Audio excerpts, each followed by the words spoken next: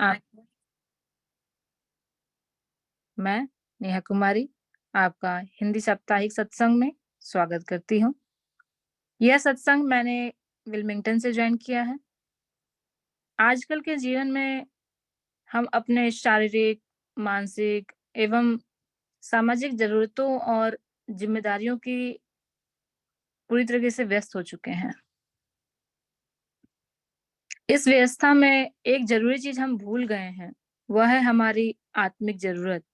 इसलिए यह वाक़ई मैं बड़े सौभाग्य और बड़े हर्ष की बात है कि हम अब अपने जीवन में यंगम योग को जोड़कर आत्मा के वास्तविक चेतना आवश्यकताओं को भी पूरा कर प्रयास कर रहे हैं। आइए आज के सत्र में हम इस विषय के बारे में और गहराई से समझेंगे। सर्वप्रथम आज के सत्संग में हम सब आवाहन करेंगे सद्गुरुदेव का सद स्वागत गान के माध्यम से। मैं सूर्या जी जो कि मैरीलैंड से हैं, जो जुड़ी हैं, उनसे निवेदन करती हूँ कि वह स्वागत गान से सद्गुरुदेव का आवाहन करें। आप सूर्या जी। जय Sadgurudev. Can you hear me? Hello? Yes. Yes. Can you hear me? Yes, we hear you. Okay. आज स्वागत नित्य गुरुवर संत सुभागम आए आध्यात्म विद्या दिव्य ज्योति सोमरस बरसाए दोष दुर्गुण दूर करके शुद्ध हम सब बनाइए भेद गम गति ज्ञान गर्जन शक्ति द्वारा हटाइए खुले द्वारा शब्द सागर भक्त जन अनहवाइए जन सदा फल विश्व शिक्षक शान आन बचाइए शान आन बचाइए आज स्वागत नित्य गुरुवर संत शुभागम आइए। बोलो सद्गुरु भगवान की जय। Back to you ma'am. धन्यवाद सूर्या जी। अब सद्गुरुदेव की उपस्थिति में उनके चरणों में प्रार्थना अर्पित करेंगे विश्व की शांति और मंगल कामना हेतु। मंगल गान के द्वारा मंगल गान को उस सद्गुरु चरणों में अर्पित करने के लिए मैं पुनः सूर्या जी से आग्रह करती हूँ कि वो कंटिन्यू करें। आप सूर्या जी। जय सद्गुरुदेव। विश्व शांति नाम मंगल परम गुरु को ध्याये वर्ग द्वंद्व अशांति दूर कर भाव भेद मिटाइए सार्वभौम समष्टि सत्ता ध्यात्म राज्य बनाइए भेष भाषा भाव जगमय ज्ञान पर दरसाइए समृद्धि सुख शांति धरातल स्वर्ग भूमि बनाइए विश्व शिक्षक जन सदा फल नीति स्वर अपनाइए नीति स्वर अपनाइए विश्व शांति नाम मंगल परम गुरु को ध्याइए। बोलिए सद्गुरुदेव भगवान की जय। बैक टू यू नेहा जी। धन्यवाद सूर्या जी। आपने बड़े ही सुंदर वाणी से सद्गुरुदेव का आह्वान किया तथा उनकी उपस्थिति में विश्व की मंगल कामना के लिए प्रार्थना भी की है। अब हम सत्संग के अगले पड़ाव पर चलते हैं। यहाँ हम सर्ववेद ज्ञान से स्वयं को जोड़ने का प्रयास करेंगे। मैं आमंत्रित करना चाहूंगी सुधांशु जी को, जो कि डेलावेयर से जुड़े हैं। आप सुधांशु जी। धन्यवाद नेहा जी। आप सब मेरा स्क्रीन देख पा रहे हैं जी? बोलिए शिवदेव भगवान की जय। शरण शरण मैं शरण हूँ, हे गुरु बंदी छोर। मोहे उबारो हे गुरु, यह सौ बार निहोर। जनाधीन वंदन करें, केहि विधि की जैसे वार पार की गम नहीं। नमो नमो गुरुदेव। तीन लोक नवखंड में, गुरु से बड़ा न कोय। करता करे न कर सके, गुरु करे सो होय। अध्यात्म मार्तंड सद्गुरुदेव भगवान के चरणों में बारंबार कोटि कोटि नमन। सदगुरु पद उत्तराधिकारी संत प्रवर श्री विज्ञान देव जी महाराज के चरणों में बारंबार नमन। संत श्री नामदेव जी महाराज के चरणों में बारंबार नमन। परम पूजनीय माता जी के चरणों में बारंबार नमन। संपूर्ण आचार्य परिवार के चरणों में प्रणाम। और इस सत्संग में जुड़े हुए आप सभी गुरु भाई गुरु बहनों और अध्यात्म ज्ञान पिपासुओं को मेरा प्रणाम। जैसा कि हम सब पिछले कई सप्ताहों से इस सत्संग में स्वरवेद ज्ञान की चर्चा कर रहे हैं, हम लोग हर सप्ताह स्वरवेद की कुछ दोहों को पढ़ते हैं और उन दोहों में छिपे हुए अर्थ को समझने का प्रयास करते हैं। तो आइए आज स्वरवेद की इस दोहे को हम सब समझने का प्रयास करते हैं, जो कि पंचम मंडल पंचम अध्याय का 9वां दोहा है। इस सत्संग में उपस्थित किन्हीं एक गुरु भाई गुरु बहन से मैं निवेदन करना चाहूँगा कि वो आएं और इस दोहे का पाठ हम सबके सामने करें, फिर हम इसे समझने का प्रयास करेंगे। कोई भी एक व्यक्ति आकर इस दोहे का पाठ करे।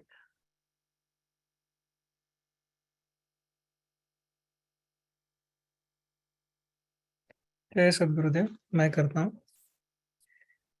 उपदेशक विद्वान बन, सहल है वाचक ज्ञान। अमली जीवन प्रेम रत, सेवक दुर्लभ जान। बहुत बहुत धन्यवाद सस्वर इस दोहे का पाठ करने के लिए। सर्वप्रथम स्वामी जी ने इसका क्या भाष्य किया है, हम उसकी ओर चलते हैं। जैसा कि दोहा में स्वामी जी ने कहा, उपदेशक विद्वान बन, सहल है वाचक ज्ञान। अमली जीवन प्रेम रत, सेवक दुर्लभ जान। उपदेशक तथा विद्वान होकर वाचक ज्ञान करना सुगम है, किंतु कर्तव्य परायण हो कर क्रियात्मक अमली जीवन बनाकर सत्य मार्ग में रत रहने वाले सेवक संसार में दुर्लभ हैं। अर्थात विरला ही कोई इस कर्तव्य पथ पर आरूढ़ होकर चलता है। कितना ही अद्भुत यह दोहा है और कितनी अद्भुत इसकी व्याख्या है। इस दोहे पर यदि हम विचार करें तो जिस मूल तत्व पर स्वामी जी ने इस दोहे में विशेष रूप से प्रकाश डाला है, वह मूल तत्व है सेवक। सेवक कौन है? सेवक कैसा हो? इसके बारे में स्वामी जी ने इस दोहे में बतलाया है। जैसा कि स्वामी जी कह रहे हैं कि उपदेशक बनकर, विद्वान होकर ज्ञान वाचन करना बहुत ही सुगम है, किंतु उसको अपने जीवन में उतारना, अपने जीवन का लक्ष्य ही उसको बना लेना और कर्तव्य परायण होकर के अपने जीवन में उसको क्रियात्मक रूप से उतार लेना अत्यंत ही दुष्कर, और कोई विरला ही इस कर्तव्य पथ पर आरूढ़ होकर चलता है। अर्थात कोई विरला ही है जो सेवक के सच्चे अर्थ को जीता है। तब यहाँ पर प्रश्न यह है कि सेवक है कौन? सेवक है कौन? सेवा क्या है? सेवक किस प्रकार गुरु की सेवा करता है? पिछले सत्संग में भी जब हम चर्चा कर रहे थे तो वहां पर सेवक की चर्चा आई थी। किन्हीं गुरु बहन ने पूछा भी था कि स्वामी जी की सेवा कैसे करें। तो सेवक के बारे में स्वरवेद में और अन्य ग्रंथों में स्वामी जी ने बहुत कुछ लिखा है। तो सेवक के बारे में स्वामी जी कहते हैं, धन काया मन वचन से संत परम गुरु सेव, आरत दीन अधीन हो अनुगामी गुरुदेव। इस एक दोहे में स्वामी जी ने दोनों प्रश्नों के उत्तर दे दिया है। पहला कि सेवा करें कैसे, और दूसरा कि सेवक हो कैसा। अगर इसको हम विस्तार से समझें तो धन, काया, मन और वचन, इन 4 प्रकार से सेवा का स्वामी जी ने यहाँ पर उपदेश किया है कि सेवा धन से हो, सेवा शरीर से हो, सेवा मन से भी हो और सेवा वचन से हो। धन से सेवा कैसे हो? तो धन से सेवा प्रचार प्रसार में जो भी आवश्यक हो वहां धन लगा करके सेवा हो। अभी तो एक महान सुअवसर चल रहा है, स्वरवेद महामंदिर का निर्माण। वह भी एक सेवा का मार्ग है जहां पर धन के माध्यम से सेवा कर रहे हैं। दूसरा स्वामी जी ने बताया काया से सेवा। काया से सेवा कैसी सेवा है? तो हम आश्रम जाते हैं, वहां पर सदगुरु की सेवा कर रहे हैं। यहाँ नित्य प्रतिदिन जो प्रचार कार्य में हम जा रहे हैं वहां पर शारीरिक सेवा है। स्वामी जी का कोई कार्यक्रम हुआ, उस कार्यक्रम में हम दिन रात सेवा कर रहे हैं। तो शरीर के माध्यम से गुरु के ज्ञान का प्रचार प्रसार या गुरु की सेवा में हम जो भी कार्य करते हैं वो काया की सेवा हो गई। मन की सेवा क्या है? गुरु के वचनों को, गुरु के ज्ञान को मनन करके, चिंतन करके अपने में उतारना, वह मन की सेवा है। और वचन की सेवा क्या है?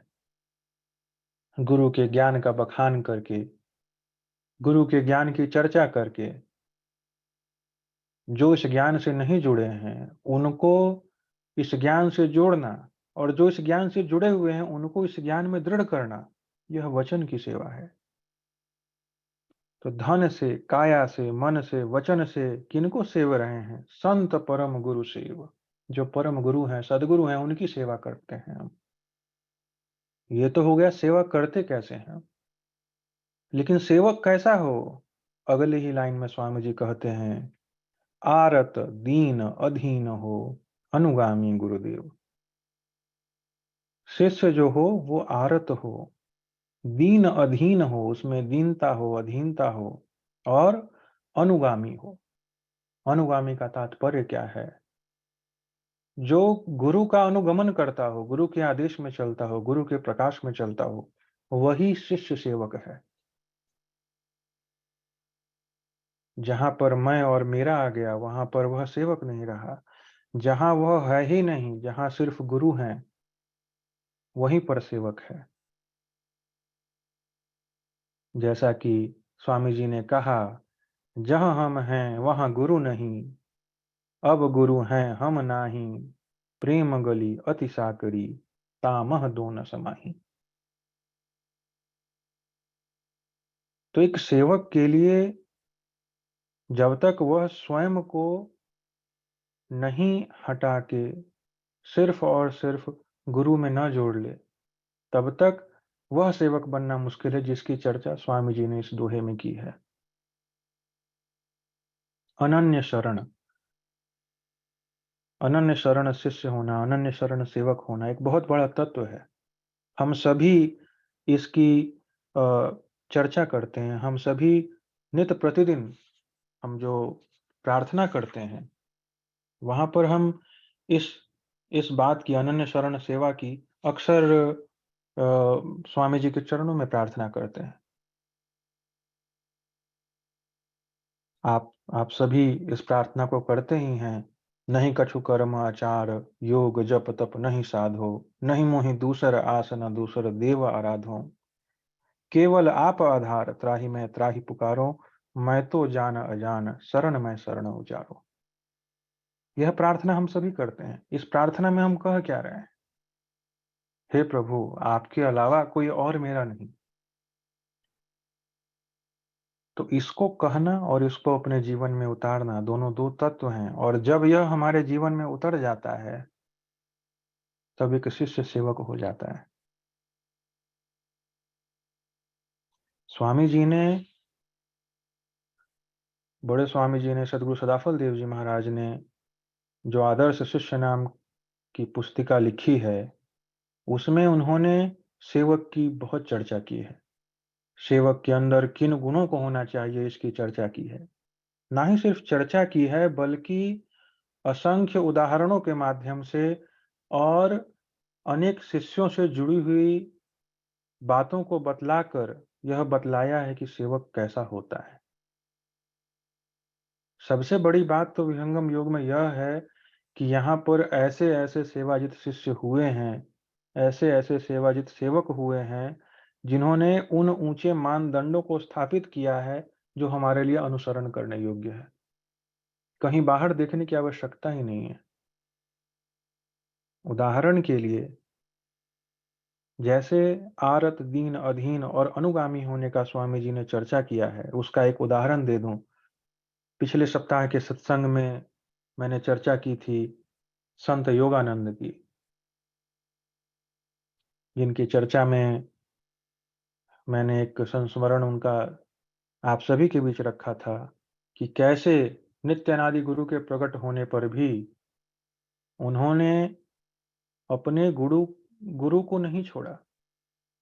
अनन्य शरण का उससे बेहतर उदाहरण क्या होगा कि नित्यानादि गुरु प्रकट होकर वहां मुक्ति देने के लिए उन्हें खड़े हैं, लेकिन उन्होंने अपने गुरु का चुनाव किया, मुक्ति तक का त्याग कर दिया। तो अनन्य शरण भक्त सेवक वही है जिसके उदाहरण संत योगानंद जी थे। और सेवक को अपना सेवा भाव हर परिस्थिति में याद रहता है। इससे जुड़ा एक और संस्मरण मैं आपके सामने रखना चाहूंगा, जो कि संत योगानंद जी से ही जुड़ा हुआ है। सदगुरु सदाफल देव जी महाराज अपने उस पुस्तक आदर्श शिष्य में ही बतलाते हैं कि संत योगानंद जी वृत्तिकूट आश्रम में रहकर बाबा अस्कम मुनि की सेवा में रहते थे और स्वामी जी की भी सेवा कार्य करते थे, आश्रम का देख रेख करते थे। एक बार उनसे कुछ भूल हो जाती है, तो स्वामी जी ने कहा कि यदि सेवक से कुछ भूल हो जाए तो उसे थोड़ा दंड दे देना बेहतर है, क्षमा करना उचित नहीं है। बहुत बड़ी बात स्वामी जी ने वहां पर कही है, हम सभी के मनन करने योग्य है कि यदि कुछ गलत हो जाए तो क्षमा से ज्यादा जरूरी है कि उसे कुछ दंड दे दिया जाए। तो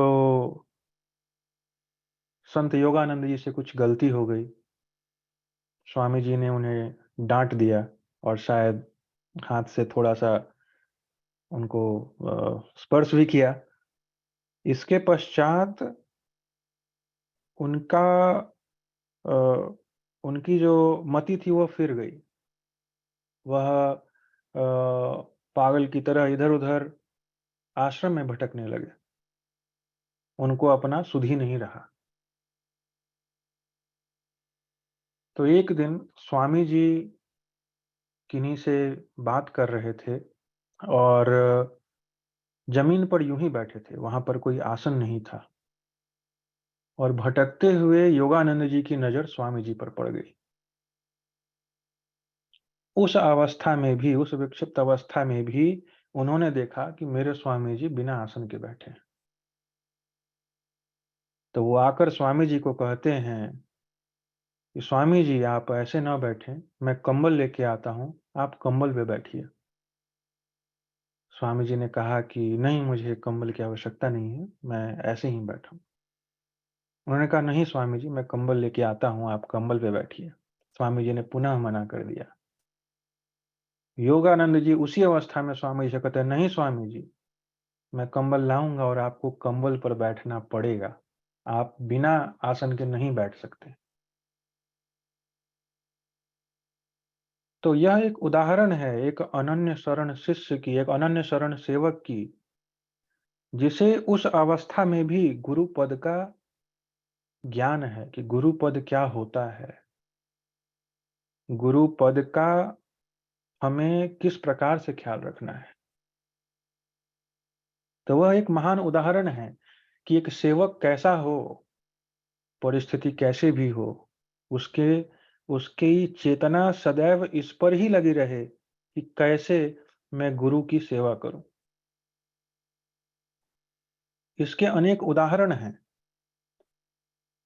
अक्सर आपको ऐसे बहुत से लोग मिल जाएंगे जो यह कहेंगे और यह कहने के साथ साथ करने का भी प्रयास करते हैं कि मेरे तो एकमात्र स्वामी जी ही हैं, लेकिन जैसे ही कोई समस्या आती है विचलित होकर इधर-उधर भागने लगते हैं। तो स्वामी जी ने इसकी चर्चा की और स्वामी जी ने क्या कहा कि संत समाज में दो ही तत्व हैं जिससे कोई भी शिष्य, कोई भी सेवक यहाँ पर दृढ़ रह सकता है। और वो दो तत्व क्या हैं? पहला तत्व है आचार्य का निर्भ्रांत पहचान और दूसरा है सिद्धांत का पूर्ण बोध। तो जिसको आचार्य का निर्भ्रांत पहचान है और अपने विहंगम योग के सिद्धांत का पूर्ण बोध है, वह शिष्य किसी भी परिस्थिति में भटक नहीं सकता। स्वामी जी ने अनेक घटनाओं के माध्यम से इसके बारे में बतलाया है। इनमें से एक और घटना का जिक्र मैं आप सभी के सामने करना चाहूंगा। स्वामी जी के एक और शिष्य थे, वह भी स्वामी जी के अनन्य शरण सेवक थे और वह कलकत्ता में रहते थे। एक समय था जब कलकत्ता में थोड़ी अशांति फैली हुई थी और उस अशांति में पूरा शहर बंद पड़ा हुआ था और वह एक फैक्ट्री में काम करते थे। तो उस अशांति वाली स्थिति में जब पूरे शहर में कर्फ्यू लगा हुआ था, वो 2-3 दिन, 4 दिन तक ऑफिस नहीं गए। और यदि सभी लोगों को इसकी जानकारी ना हो तो मैं बता दूं कि उस जमाने में कारखाना में अगर आप 2 दिन 3 दिन ऑफिस नहीं गए तो आपकी जॉब चली जाएगी, वो आपका नाम काट देंगे, ऐसी कोई व्यवस्था थी। परमानेंट जॉब का कोई उस समय कॉन्सेप्ट नहीं था कारखाने के अंदर। तो वो 4 दिन तक कारखाना नहीं गए। जब वो 5वां दिन जाते हैं तो उन्हें लगा कि अब तो मेरा नौकरी चला गया होगा। वो जाते हैं अपने मैनेजर को बोलते हैं कि मैं 4 दिन से ऑफिस नहीं आया था क्योंकि शहर की स्थिति ठीक नहीं थी। सो क्या मैं आज से कार्य कर सकता हूँ? तो वह कहता है कि ये तुम क्या कह रहा है? तुम तो हर दिन आकर के यहाँ पर अपनी ड्यूटी करके गया है। ये कहते हैं नहीं, मैं 4 दिन तो घर से निकला ही नहीं। तो वो उनको डपटते हुए बोलता है, देखो ये तुम्हारा 4 दिन का हस्ताक्षर किया हुआ है। तुम हर दिन आया है, हस्ताक्षर किया है और फिर तुमने अपनी ड्यूटी की है। पूरे शहर में यह बात फैल गई। तो विचार करने योग्य बात यह है कि जो अनन्य शरण सेवक है, गुरुदेव उसका योगक्षेम हर परिस्थिति में करते हैं। साहब ने तो कहा ना, बिन गुरु कृपा कबहु सुख नाही, गुरु से बड़ा कोई सेवक नहीं। तो गुरु से बड़ा कोई सेवक नहीं है, लेकिन गुरु सेवक कब है? जब हम पहले सेवक बनेंगे, जब हम पहले समर्पित बनेंगे। जैसा कि मैंने पिछले हफ्ते कहा था, स्वामी जी के स्वरवेद का वह दोहा जिसमें स्वामी जी ने कहा, पहले दाता शिष्य भया तन मन डाड़ा शीश, पीछे दाता गुरु भया नाम दिया बख्शीश। तो जब तक समर्पण नहीं होगा तब तक गुरु सेवक नहीं बनेंगे। जब हमारे अनन्य शरण गुरु हो जाएंगे तब गुरु हमारी सेवा करें। गुरु सेवा कैसे करते हैं? हमारे अंदर के विकारों को दूर करके हमें उस योग्य बनाते हैं। और हम गुरु के सेवक कैसे बनेंगे? जैसा कि इस दोहे में ही स्वामी जी ने कहा कि बहुत दुर्लभ हैं वो सेवक जो कि सेवा भाव को अपने जीवन में उतार लेते हैं, अपने कार्य में, अपने दिन प्रतिदिन के कार्य में सेवा को उतार लेते हैं। भारत में तो ऐसे बहुत से उदाहरण हैं ही। अमेरिका में भी हम सभी ऐसे सेवाजित शिष्यों को देखते हैं जो जिनका जीवन ही सदगुरु सेवा है। पर्सनल लाइफ, प्रोफेशनल लाइफ जैसी कोई अलग-अलग बंटवारा नहीं है। हम सभी चर्चा भी करते हैं कि इन गुरु भाइयों के जीवन को देखें तो ऐसा लगता है कि सदगुरु इनमें और ये सदगुरु में रचे बसे हैं। तो स्वामी जी ने तो कहा कि पूरे आध्यात्मिक परिवेश में अगर हम देखें, पूरे आध्यात्मिक जगत में 2 ही चीज़ तो है। वह 2 चीज़ क्या है? वह 2 चीज़ है ज्ञान और प्रेम। तो प्रेम है तो ज्ञान है और ज्ञान है तभी प्रेम है। बिना ज्ञान का प्रेम होगा नहीं और जब तक प्रेम होगा नहीं तब तक ज्ञान आएगा नहीं।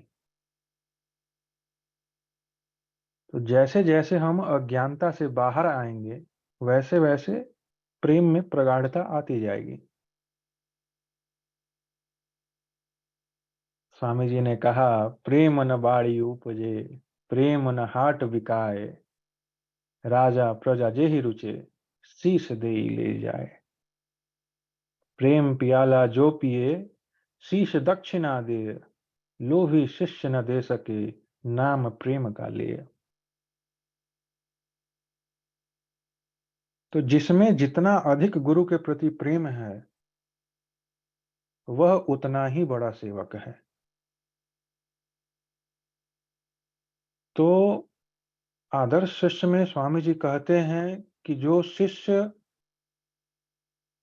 सेवक बनना है जिसे, वो अपने अंदर प्रेम का नित्य प्रतिदिन उसके अंदर वृद्धि होती जाए, तभी वह जाकर के एक सेवक बन सकता है।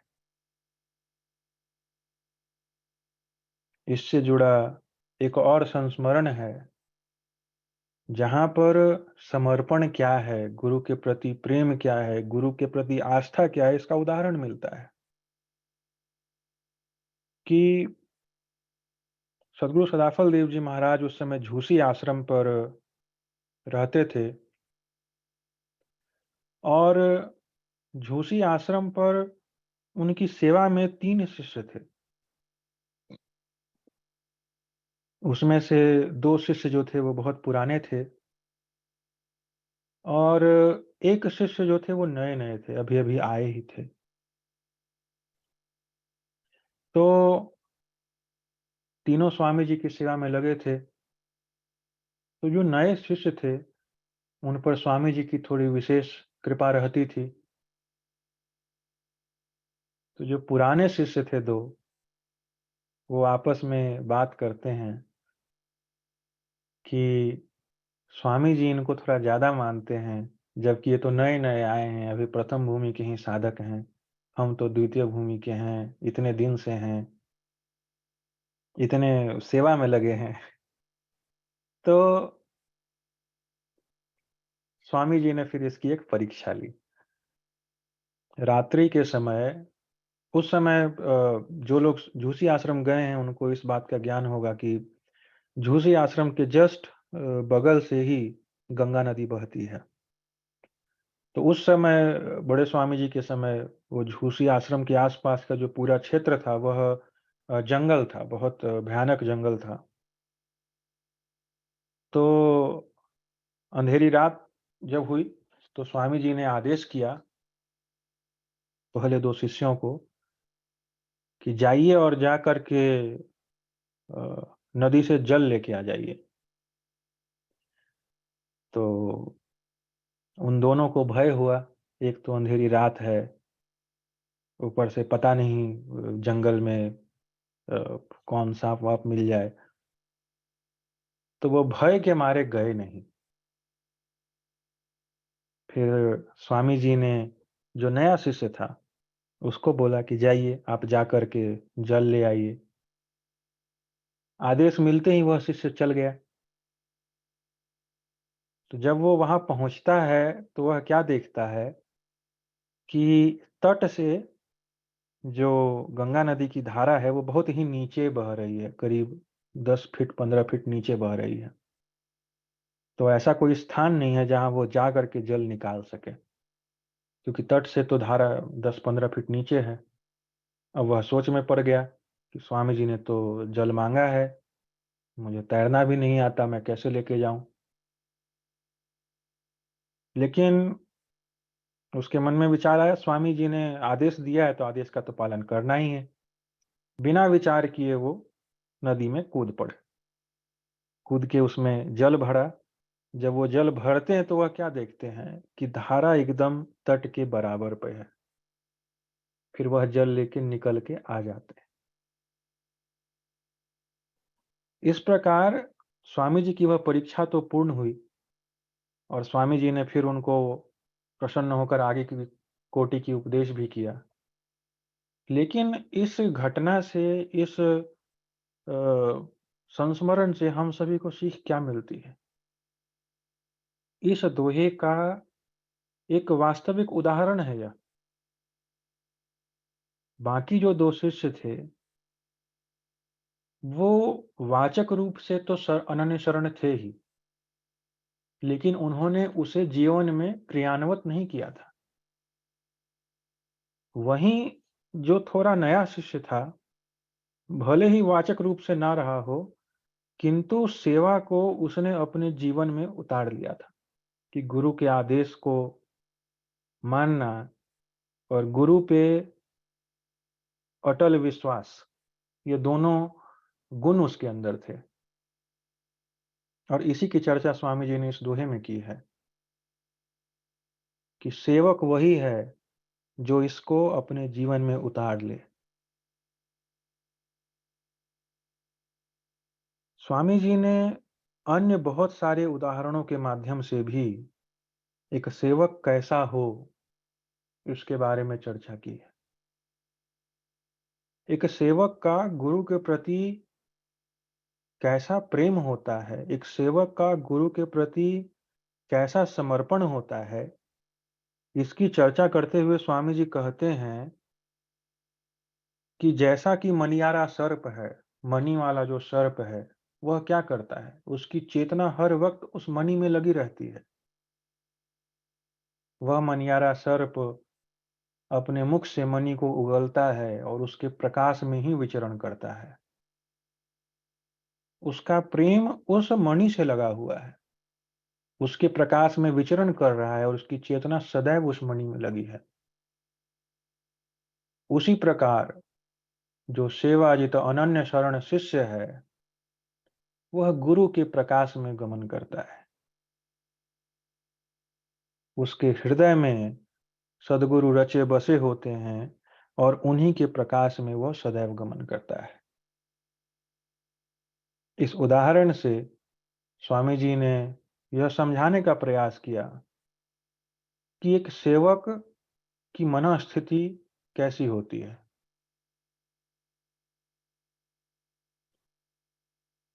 हम तो रोज आरती करते हैं, हम आप रोज आरती करते हैं, तो उस दोहे का हम सभी पठन पाठन करते हैं।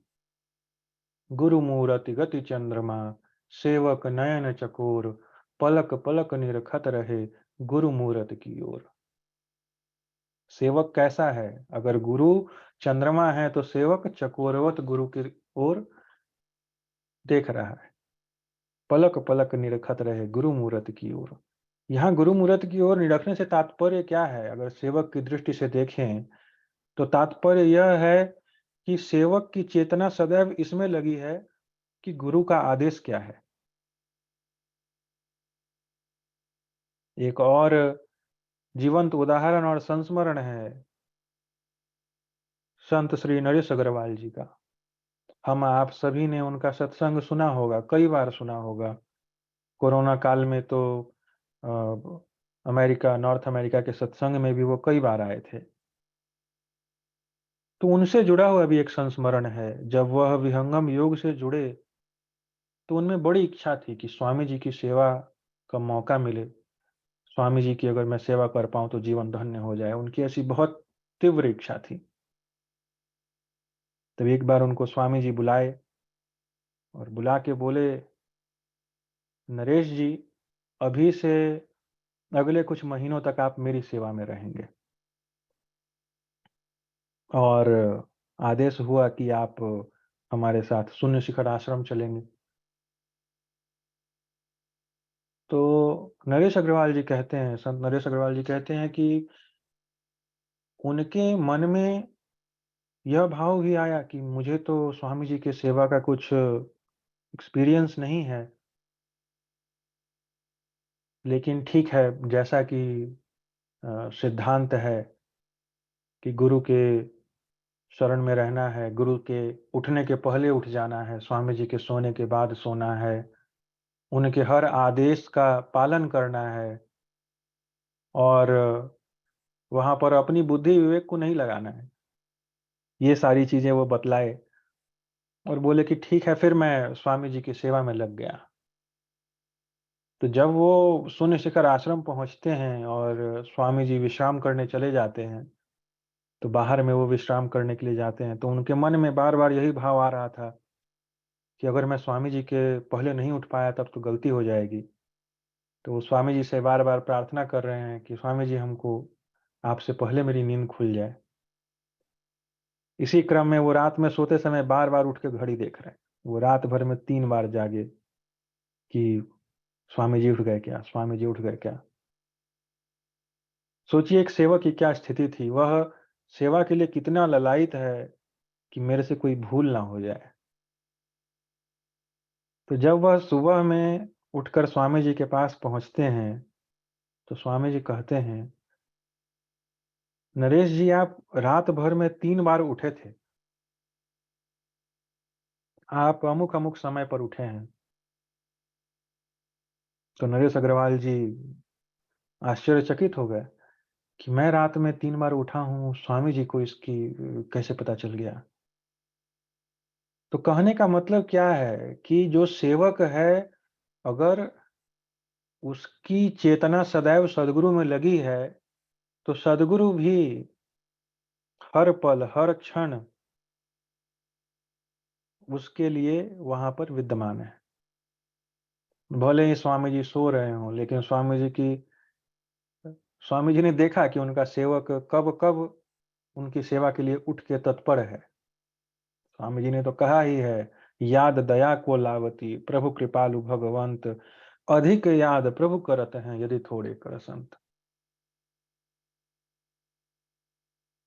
तो सेवक ऐसा हो, जैसा उदाहरण संत योगानंद जी ने दिया, जैसा उदाहरण नरेश अग्रवाल जी ने दिया, और अन्य बाकी संस्मरणों में हमने देखा कि स्वामी जी के सेवक किस प्रकार अनन्य भाव से, अटल भक्ति से वहां पर लगे हुए हैं। अब अगला प्रश्न यह आता है कि फिर हम आप ऐसे कैसे बने? जो स्वामी जी ने यहाँ सेवक दुर्लभ जान की चर्चा की है, तो वह दुर्लभ सेवक का मार्ग क्या है?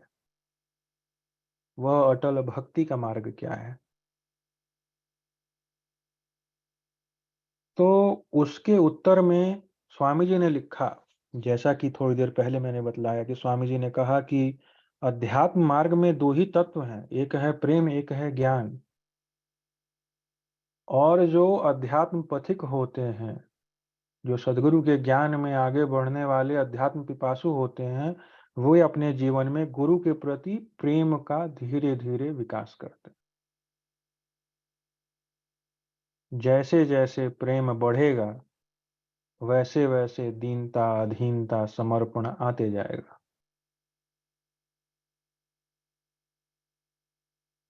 इसके चर्चा में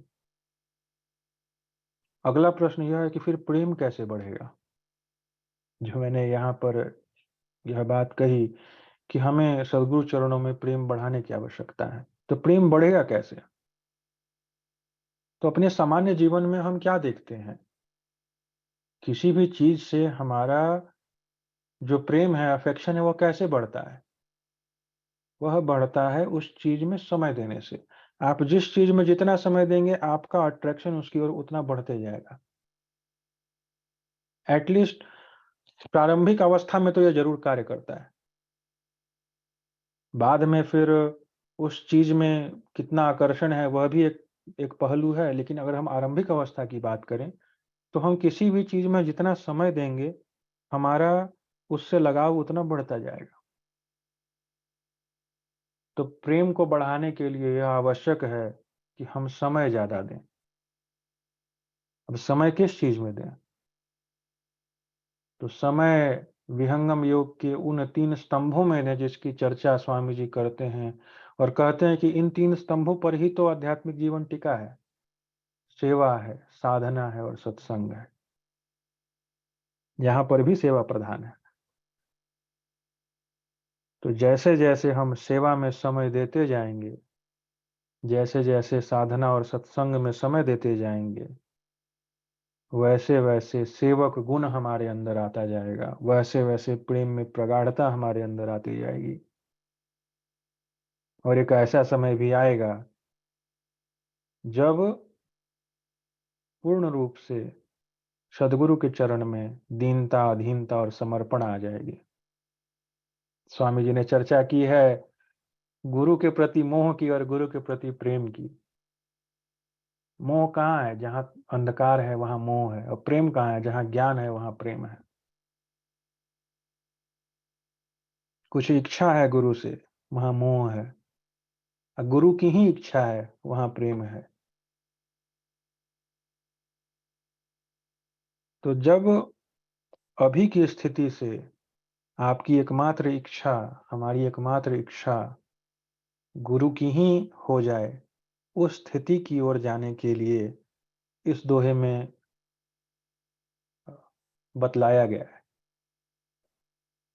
कि वैसे शिष्य, जैसा कि मैं अभी आप सभी के सामने इतने समय से इसकी चर्चा कर रहा हूं, यह क्या है? यह वाचक ज्ञान है। लेकिन जब यह ज्ञान मेरे जीवन में उतर जाएगा, मैं इस ज्ञान का अनुसरण करने लगूंगा, तब जाकर वह स्थिति आएगी जब दुर्लभ सेवक की स्थिति में पहुंचा जाएगा। तो हम आप सभी, हम जो भी इस आध्यात्मिक पथ के पथिक हैं, हम सभी का, हमारा आपका हम सभी का यह परम कर्तव्य है कि यदि अध्यात्म क्षेत्र में प्रगति करनी है, यदि हमें अपने जीवन को सुधारना है, तो एकमात्र मार्ग सेवा का है। और हम कितने बड़भागी हैं। एक तो बड़ा भाग्य मानुष तन पावा, सुर दुर्लभ सब ग्रंथन गावा। ये हमने पढ़ा है कि मानुष तन प्राप्त करना बड़ा ही दुर्लभ है। देवता भी इसका गुणगान करते हैं। क्यों करते हैं? क्योंकि यह वह शरीर है जहां से हम अपना कल्याण कर सकते हैं। तो एक तो हम सभी इतने ज्यादा बड़भागी हैं कि हमें मानव शरीर मिला। उसमें भी विशेष बात क्या है? मानव शरीर तब मिला जब इस धराधाम पर सदगुरुदेव हैं। और उसमें भी बड़ी बात क्या है कि उन 8 खरब मानव में हम वह गिने चुने मानव हैं जिन्हें सदगुरु का सानिध्य मिला। तो कभी इस बात पर हम सभी मनन करें तो कितने बड़भागी हैं। सदगुरु की कितनी कृपा है हम सभी पर। एक तो मानव तन मिला, ऊपर से वह उस समय मिला जब स्वामी जी इस धरती पर हैं, और उसमें भी हम उनकी शरण में। यह तो हुआ कि हम कितने भाग्यशाली हैं। दूसरी बात क्या है कि स्वामी जी ने सेवा का मार्ग अभी खोल के रखा हुआ है। हर प्रोग्राम में, हर अमृतवाणी में स्वामी जी इस बात की चर्चा करते हैं। अभी गंगा बह रही है, स्नान कर लीजिए, बाद में मौका नहीं मिलेगा। सदगुरु के इस इशारे को हम सभी को समझना है और इस सेवा में लग जाना है। पहले के जमाने में, वैदिक काल में तो सदगुरु से ज्ञान प्राप्ति के लिए लोग वर्षों तक उनकी सेवा करते थे, तब जाकर के उनका ज्ञान, उनका दर्शन उन्हें मिलता था। यहाँ आज की स्थिति में स्वामी जी इसको लुटा रहे हैं।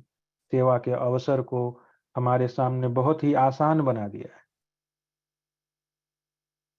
तो आज हम सबके सामने, हमारे आपके हम सबके सामने यह सुअवसर है कि इस सेवा कार्य में लग करके अपने आप को योग्य बनाएं, और जिस सच्चे सेवक का, जिस दुर्लभ सेवक का स्वामी जी ने इस दोहे में बतलाया है, वह दुर्लभ सेवक बनने के मार्ग में हम सभी आगे बढ़े। मुझे लगता है समय बहुत हो गया है, तो हम लोग इसी एक दोहे के साथ आज के इस स्वरवेद ज्ञान की चर्चा को समाप्त करते हैं। यदि इस दोहे के पठन पाठन में और इसके विस्तृत चर्चा में कुछ कमी हुई हो तो मेरी भूल समझ के उसे क्षमा कीजिएगा। इन्हीं के साथ मैं सदगुरु चरणों में अपनी बात को यहीं पर विराम लगाता हूँ। बोलिए प्रेम से सदगुरुदेव भगवान की जय। आप नेहा जी। बहुत बहुत धन्यवाद सुधांशु जी। अब हम अगले सत्र को में जाते हैं। यह वॉरियर ऑफ द वीक है। हम सभी जानते हैं कि ध्यान करने का सबसे अच्छा समय ब्रह्म मुहूर्त 3 बजे से 5 बजे के बीच होता है। लेकिन इसमें हम ज़्यादातर लोग ऐसा करने में असफल रहते हैं। इसे प्रोत्साहित करने के लिए नेवी ने अपने कार्यक्रम की शुरुआत की।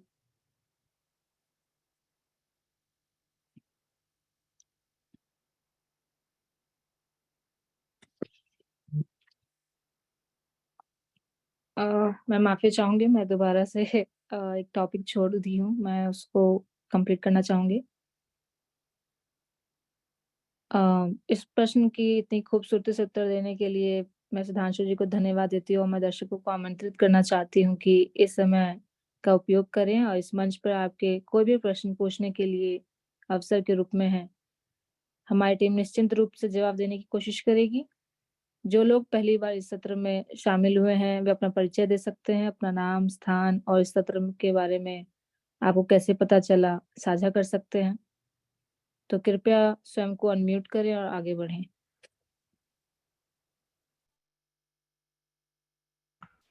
मैं आज एक प्रसंग रखना चाहता था। सुधांशु जी ने बड़े अच्छे से सेवक क्या है, उसका गुणधर्म क्या है, इस पर तो रखी ही बात, इसमें कोई संदेह नहीं कि किसी को समझ ना आया हो कि सेवक कैसे होते हैं। शिष्य असेवक दोनों में अंतर है, यह भी उन्होंने स्पष्ट करा, आपने सुना ही। यह ताजा ताजा ही घटना है जब संत श्री नामदेव जी महाराज अभी अमेरिका की यात्रा पर थे, दिसंबर जनवरी के महीने में, नवंबर दिसंबर के समय में। आप जैसे जानते ही हैं कि हर दिन और हर शाम जो है आरती, जहाँ संत श्री रुके हुए थे, आरती तो होती ही है। तो एक बार की बात है, वैसे तो रोज की घटना थी वो, लेकिन एक बार ऐसे ही संत श्री ऊपर अपने कमरे में विश्राम कर रहे थे और मुझे अचानक उन्होंने ऊपर बुलाया। कहते हैं कि समझ नहीं आ रहा है कि स्वामी जी से मैं क्या कहूंगा, कैसे जस्टिफाई करूंगा कि मैं वहां जाकर के क्या किया। और फिर कहते हैं कि वह तो अनंत सत्ता है ना, उसकी सेवा कैसे की जाए समझ नहीं आता, बुद्धि कार्य नहीं करती है। मैं चुपचाप सुन रहा था और फिर कहते हैं कि अच्छा, लेकिन कार्य तो वह सत्ता स्वयं ही करती है, तो हम अपनी बुद्धि क्यों लगाएं, बस आदेश का पालन करते रहें और कार्य हो जाएगा। तो कहने का तात्पर्य यह है कि वह सेवक, जो सदगुरु का सेवक है, पहले वह संत है। बिना संत बने वह सेवक हो ही नहीं सकता। उस मार्ग पर चल सकता है, कोशिश उसकी रहती है, पर उसे संत बनना पड़ता है। और संत का मतलब होता है जो सत्य के मार्ग पर चले, आदेश में रहे, आपा अपने छोड़ दे, सब कुछ सदगुरु के चरणों में डाल दे, तब न संत बनेगा। और संत बनने के बाद ही वह सेवक के पथ पर अग्रसर होता है।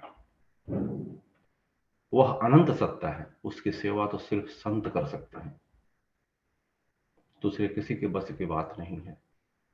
इसी क्रम में आप सबको याद होगा कि 2004 बोकारो की धरती से जब सदगुरु उत्तराधिकारी विज्ञान देव जी महाराज ने जब इस कड़ी को शुरू किया था, स्वरवेद कथामृत को,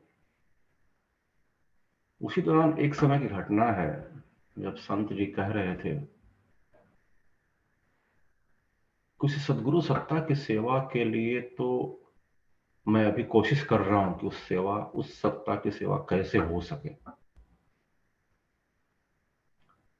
जब एक पूर्ण संत जो सदगुरु पद के अधिकारी हो, जब वह यह कह रहा है कि उस सत्ता की सेवा कैसे हो, इसका मैं भी प्रयास कर रहा हूं, तो हम और आप कहां पर हैं, हम इसका मापदंड कैसे कहां पर रखें, तो बहुत मुश्किल है कहना।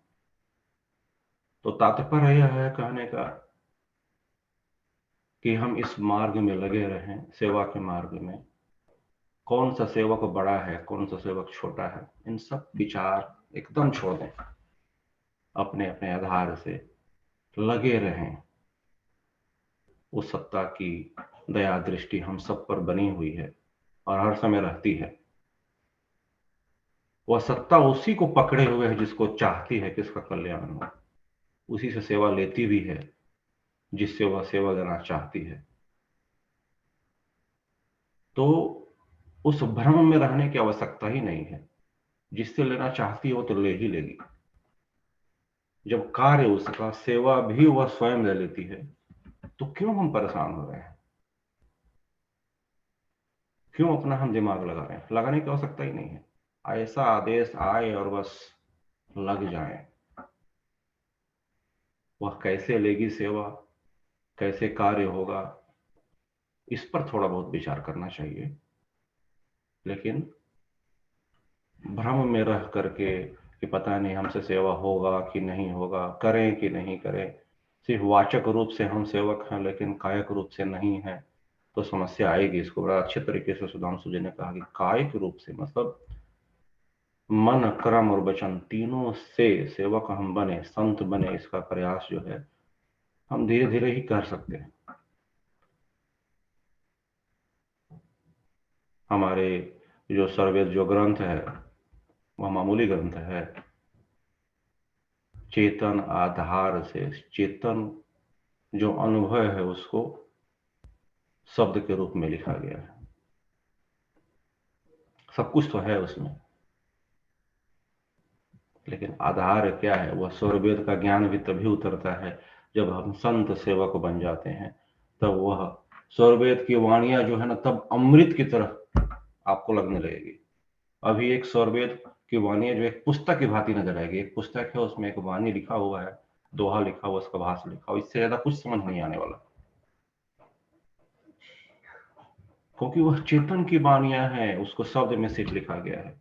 और जब तक आप उस मार्ग से नहीं गुजरेंगे, जब तक वह अनुभव में नहीं आना शुरू हो जाएगा, तब तक वह जो है एक पुस्तक में लिखी हुई किसी कविता से और ज्यादा कुछ नहीं लगने वाला। और इसीलिए कहा गया कि सेवा जब तक साथ में नहीं है ना, तब तक ये सारी चीजें जो समझ में नहीं आने वाली। कितना भी स्वरवेद पढ़ ले, उतरेगा नहीं। रोज पढ़ेंगे हम, फिर भी नहीं उतरने वाला। ज्ञान तो उतरेगा तब ना, जब अंदर से हम शुद्ध हो जाए, संत हो जाए सेवा के माध्यम से। जैसे ही वह शुद्ध संत हो जाने लगते हैं, तो तो चेतन चीज है। जब हम चेतनत्व को प्राप्त करने धीरे धीरे शुरू हो जाते हैं, तब ना वह चेतन चीज है, चेतन के अंदर में उतरेगी और समझ में आएगा कि हाँ, स्वरवेद कहाँ से, किस आधार से लिखा गया और किसके लिए लिखा गया। कितना भी हम मन से, वचन से कुछ भी बोल ले, अनेक उदाहरण दे दे हम प्रकृति में हैं, कितनों पुस्तक को पढ़ के उदाहरण दे दे, और उसके बराबरी नहीं हो सकता, क्योंकि वह चेतन का आधार से, चेतन के लिए चेतन शब्द है। नहीं आएगा, नहीं समाएगा कहीं पर भी। तो कितना भी कहा जाए कम है, समय का भी पाबंदी रहता है और हम लोगों को बिल्कुल समय का ख्याल रखना चाहिए। और प्रयास यही हो कि जिस विषय पर हम चल रहे हैं उसी विषय पर ही प्रश्न रखें, तो अच्छा रहता है, ताकि उसको देने में और आगे बढ़ने में सुविधा हो। बस इसी बारे में साथ अपने को प्रयास करूंगा। जय सकुदेव भट्टियो नेहा जी।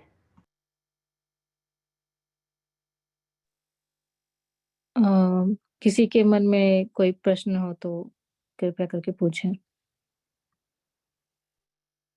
जय सद्गुरुदेव। नेहा जी, मैं दीप्ति बोल रही थी। मुझे निरंजन जी से बस एक ही प्रश्न है। सुधांशु जी ने तो बहुत ही अच्छे तरीके से हम सबको समझाया, और निरंजन जी ने भी अभी उसके ऊपर और भी ऊपर के स्तर से चर्चा की। तो जैसे कि निरंजन जी तो हमें समझाए कि संत क्या होता है, बट अगर उसके थोड़ा डीप में निरंजन जी आप जा सकते हो कि संत किसे कहते हैं और क्या क्या ड्यूटीज होता है संत का, और क्या मैं तो समझ पाई आप क्या बोले, लेकिन थोड़ा सा अगर आप डीप डाइव कर सको तो थोड़ा हमें और भी ज्ञान मिलेगा। बस इतना ही प्रश्न था। धन्यवाद जी, जय दीप्ति जी। एक्चुअली स्वरवेद में इसमें विषय ही है, और लालमणि जी और उनकी टीम इसको तैयार कर रही है। वो अभी समय आएगा जब संत के बारे में हम लोग विशेष रूप से चर्चा करने वाले हैं, और संत की पूरी जो है व्याख्या विस्तृत रूप से रखेंगे हम लोग। तो वैसे भी समय का अभाव है, अगर उसको शुरू किया जाए चर्चा तो पता नहीं कितना समय लग जाएगा। लेकिन बस छोटे से मैं यही कहूंगा कि जब हम बात करते हैं, जब कहते हैं कि संत बन जाओ, इसका मतलब यही होता है कि सब कुछ अपना त्याग दो। आपा का मतलब होता है अपने अंदर का मोह, क्रोध, मोह, लाभ, लालच, जितनी भी चीजें हैं, सब अब आपका जब नहीं रह जाए, खत्म हो जाए, अब वह सिर्फ सदगुरु के आधार से ही सब कुछ आपका है, तो वह संत के पथ पर अग्रसर का मार्ग है। वह शुरुआत है कि अब आपके अंदर में कुछ नहीं है, अब ज्ञान की धारा आपके अंदर में धीरे धीरे उतरनी शुरू हो गई है। अब आप संत की तरफ अग्रसर हो रहे हैं। और संत क्या है पूरी तरह से करेंगे चर्चा जब समय आएगा तो। जी धन्यवाद निरंजन जी। जी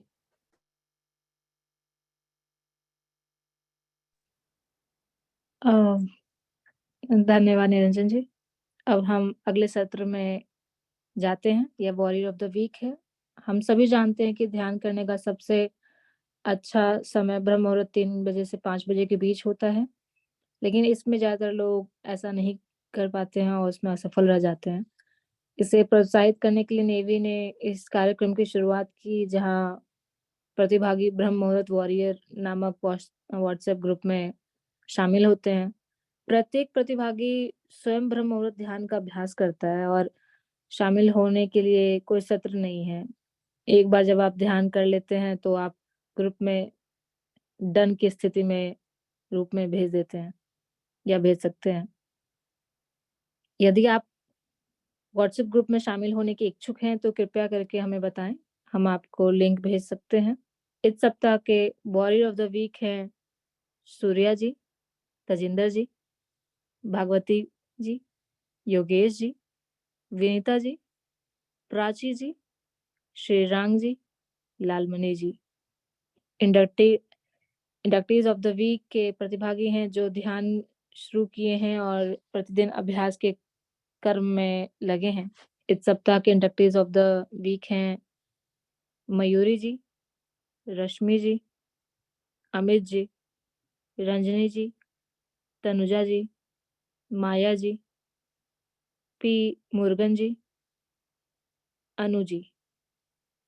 आप सभी वॉरियर्स को हमारी तरफ से बहुत आभार और ऐसे ही अमूल्य समय का सदुपयोग करें। अब हम आगे बढ़ते हुए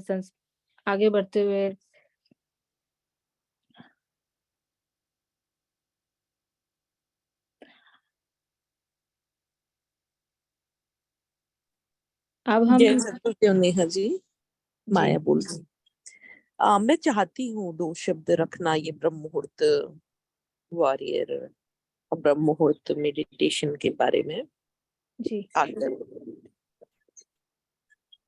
जी जय सतगुरुदेव सभी को। ब्रह्म मुहूर्त वॉरियर एक माध्यम है जिसमें हम सबको प्रोत्साहन देती है नेवी कि हम इस समय का उपयोग करें। और हम सभी जानते हैं कि कितना उपयोगी है यह समय ध्यान के लिए, स्वास्थ्य के लिए, ध्यान लगने के लिए हमारा यह समय है। फ्री होता है, अपने दिनचर्या शुरू होने के पहले का समय है और हम सोकर उठते हैं, मन शांत होता है और उसको और शांत करने के लिए एक एनवायरनमेंट मिलता है। दिन का शुरुआत है, एक अच्छी एनर्जी है, सब कुछ उस समय का महत्व सुनहरा अवसर है जो हमें दिए हैं स्वामी जी, और नेवी उसको आगे बढ़ा रही, तो हम सब उपयोग करें। और जिस तरह देख रहे हैं कि सेवा के माध्यम बनने के लिए हम सब प्रार्थना करें कि हमें भी वह माध्यम बनाए सेवा के लिए। और स्वास्थ्य का लाभ गुरु की महिमा है हम सबके साथ, जैसे सुधांशु जी ने बोला और निरंजन भैया ने बोला कि कैसे स्वामी जी पल पल हमारे साथ है। हम गलतियां भी करते, हम शिष्य है, पर यदि हम अपने अंदर देखें कि और मन में भाव रखें कि हे स्वामी जी, आप मेरे दोष दुर्गुण दूर कर मुझे स्ट्रेंथ दीजिए कि मैं आपके दिए मार्ग पर चलूं। और वही ये एक सुनहरा अवसर है कि ब्रह्म मुहूर्त में साधना करना आसान नहीं है, पर हम यदि प्रण कर लें और धीरे धीरे प्रयास करें, कभी मिस भी हुआ तो वापस कोशिश करें कि हम उसमें आए। और उसका बेनिफिट मैं बोलूंगी, गुरु हर समय आपसे कनेक्टेड है, आप उसको, हमें पता नहीं चलता है। अभी अभी की बात मैं आपको बताऊंगी कि कैसे स्वामी जी आपकी सहायता करते हैं। 2 वीक पहले मुझे ऐसे पसली की हड्डी पे कुछ प्रॉब्लम आ गया था। खेल खेल में लग गई थी और ऑलमोस्ट लाइक मैं टर्न हो रही हूँ, मुझे प्रॉब्लम था। मैंने कभी ये नहीं सोचा कि मैं अपने इस प्रॉब्लम के लिए सामने रखूं स्वामी जी। नहीं, हर चीज के लिए हम नहीं बोल सकते, बट वो आप उनसे जुड़े हैं, हम सब उनसे जुड़े हैं, वो देख रहे हैं, हमारी बातें पहुंच रही है। और मेरे मन में ये था कि ये 2 दिन 3 दिन में ठीक हो जाएगा, लग गया तो ठीक हो जाएगा, ऐसा कुछ नहीं है। नर्व पुल होता है तो ठीक हो जाता है। तो ये सोच के फिर दूसरे दिन मुझे टेम्पल में सेवा देनी थी, यहाँ भारती टेम्पल में। और उस समय तो ये था कि हे ईश्वर मैं कैसे करूंगी, वहां लाइट योगा करना होता है। तो जो भी है उस समय तो मैं भूल ही गई, मन कहीं और था और मुझे पता भी नहीं चला कि कुछ है मुझे। पर फिर वापस वही स्थिति में कि मैं टर्न ना ले पाऊं या छींके लूं या खांसू तो मुझे वो पेन हो बड़ी जोर से। तो मैं ऑब्जर्व कर रही थी कि कुछ और नहीं है, सोलन नहीं है, तो I have to wait 2-3 days। Wait किया, फिर उसके बाद कुछ आगे हुआ नहीं, वो इंटेंसिटी वैसे ही रही पर कम भी नहीं हुआ। तो एक दिन फिर मेरी बेटी की भी तबीयत जरा खराब हुई, वो भी मेरे पास सोई। तो मैं बोली देखो तुम दूर होके सोना, क्योंकि मुझे मुश्किल है, मेरे ऊपर नहीं आना।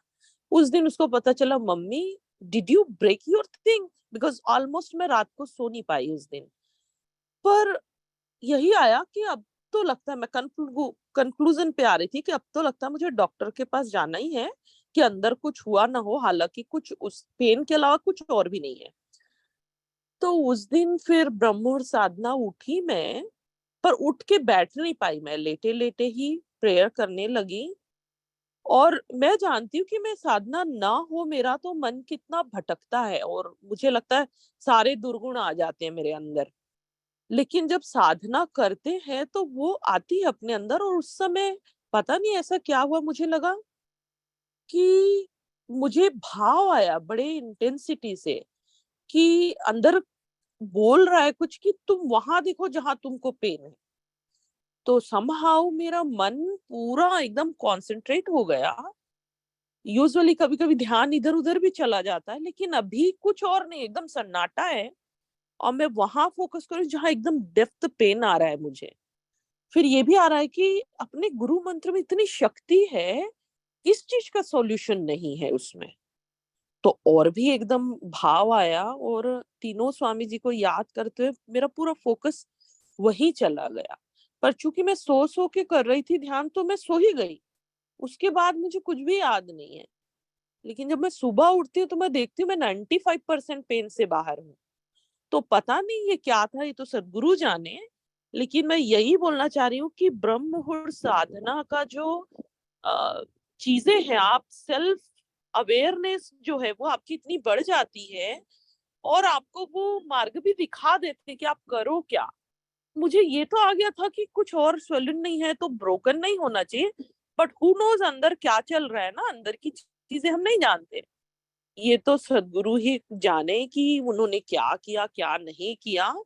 बट 95% मैं बोल रही हूँ तो लिटरली पेनफुल था। तो देखिए हम लोग अपनी सहायता छोटी छोटी चीजों में, जहाँ मेडिसिन के इतने साइड इफेक्ट्स हैं, यदि ये हम कर रहे हैं, सेवा तो बहुत दूर की बात है, पहले खुद खुद की सेवा कर लें। जो आज्ञा आज्ञा जो बोला गया है कि हम ब्रह्म मुहूर्त साधना करें, दिन में 2 बार साधना करें, तो कम से कम उसको हम रेगुलर लाने का प्रयास करें। तो स्वामी जी तो है ही हैं और हम लोग को मार्गदर्शन भी देते हैं। तो बस मैं गुरु की महिमा कहाँ तक है हम उसका अंदाजा नहीं लगा सकते, और किस रूप में वो हमें अपनी बातों को भेज देते हैं। और हम उससे कैसे फॉलो करते हुए अपने को ही लाभ मिलता है उससे।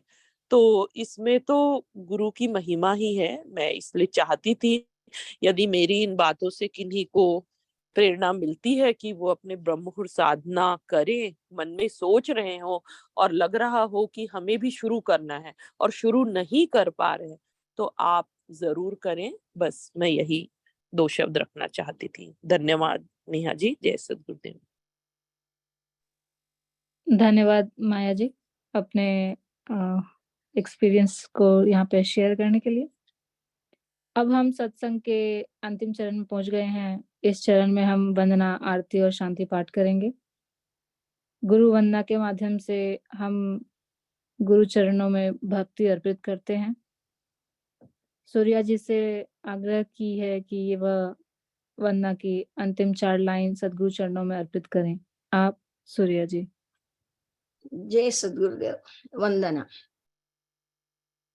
प्रभु कल्प संत समाज उत्तम सर्वधर्म आचार्य है, जिमिनाध्य आश्रित सिंधु के है, विश्व पथमय कार्य है। प्रभु सत्य संत समाज तेरा आप रक्षा कीजिए, जन सदा फल ज्ञान भक्ति वृद्धि दिन दिन कीजिए। सद्गुरु भगवान की जय। बैक टू यू नेहा जी। धन्यवाद सूर्या जी। आरती के माध्यम से हम संशय को दूर करने की मांग करते हैं और सद्गुरु चरणों में अपने आप को समर्पित करते हैं। मैं सूर्या जी से आग्रह करती हूँ कि वह आरती की अंतिम 4 लाइनें सद्गुरु चरणों में अर्पित करें एवं आप सभी लोग से प्रार्थना है कि आप अपने अपने स्थान पर खड़े हो जाएं आरती के लिए। Over to you Surya. गुरु आरती। गुरु मूर्ति करि चंद्रमा, सेवक नयन चकोर, पलक पलक निरखत रहे, गुरु मूरत की ओर। श्वेत श्वेतमय श्वेत है, श्वेत श्वेतमय श्वेत, 3 पाद अमृत भरा, श्वेत महानद श्वेतम। अष्ट चक्र सब शून्य परा, धर अधरा के पार, कहा सदा फल घर किया, भूली पड़ा संसार, भूली पड़ा संसार। सद्गुरुदेव भगवान की जय। बैक टू यू नेहा जी। धन्यवाद सूर्या जी। सभी लोग अपने अपने स्थान पर वापस बैठ जाएं शांति पाठ के लिए। शांति पाठ विश्व शांति की एवं मंगल कामना की के लिए मैं सूर्या जी से निवेदन है कि वह अंतिम 4 लाइन से शांति पाठ करें। ओवर टू यू सूर्या जी। और शांति पाठ। हे प्रभु शांति स्वरूप हो, शांति शांति मैं शांति, शांति शांति जन शांति हो, पूर्ण शांति मय शांति। हे प्रभु शांति प्रदान कर, दूर हो सर्व शांति, देव सदा फल शांतिमय, शांति शांति सुख शांति। जय सद्गुरु भगवान की जय। Back to you Neha ji. Thank you. धन्यवाद सूर्या जी। आपने बड़े ही सुंदर भावपूर्ण वाणी से वंदना, आरती एवं शांति पाठ से सत्संग को समापन की ओर ले गए। आपका बहुत बहुत धन्यवाद। आप सभी की सेवा से आज का यह सत्संग सफल हुआ। अब यही पर सत्संग को हम समाप्ति की घोषणा करते हैं और जो भी लोग आज के सत्संग से ज्वाइन किए सभी को धन्यवाद तथा आप सभी से आग्रह है कि आज के सत्संग में जो भी हमने सीखा उसे अपने जीवन में उतारें एवं अपने अंदर चिंतन करें। अगले सप्ताह फिर मिलेंगे इसी समय वर्चुअल मीटिंग पर हिंदी साप्ताहिक सत्संग के लिए। मैं ईश्वर से प्रार्थना करती हूँ कि आपका दिन मंगलमय हो और जीवन खुशियां आए और आप सभी को जय सद्गुरुदेव। जय सद्गुरुदेव। Thank you.